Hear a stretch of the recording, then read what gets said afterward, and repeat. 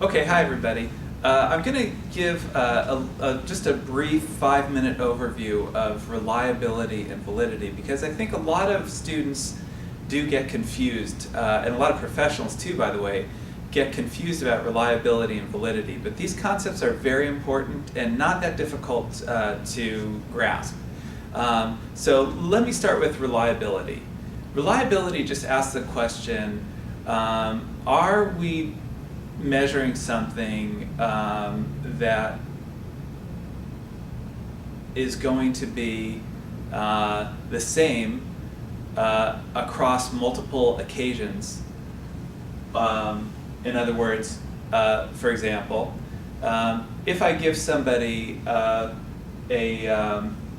measurement of their penile tumescence when viewing photographs of children in their underwear, will they have the same amount of tumescence next week as they do today? And I hope that it's clear that if there's no reliability to what I'm doing, then it doesn't make a lot of sense for me to place much value in the test. In other words, if this fluctuates too much from administration to administration, then I'm just measuring something at that moment in time, and it really doesn't have much predictive value based on the findings that when I retest the person, their score is different than when I tested them the first time. Okay? Another way that we can measure for reliability is to use multiple forms. And the most typical way of doing this is something called split half reliability measurement, which basically is you give one test to a group of people and you split the test in some way, maybe odd questions and even questions, for example, and then you correlate their scores on both halves of the test.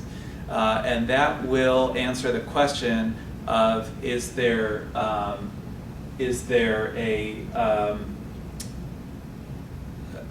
test measuring the same thing throughout? Another measure of reliability is internal consistency, and to figure this out, you correlate each item with the other items in the pool, and this will tell you whether or not the test is homogeneous.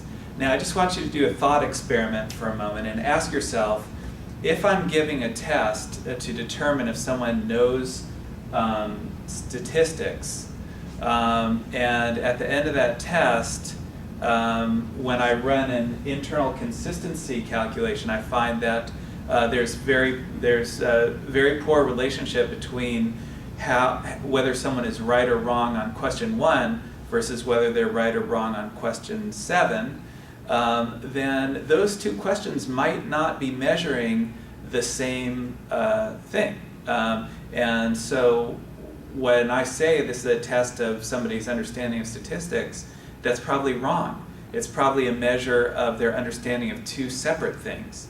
And that's why those questions are not correlating with each other. Now, you guys have probably been exposed to coefficient alpha, which is one of the most widely used measures of reliability. And basically, coefficient alpha, what it does is it averages all possible split half correlations.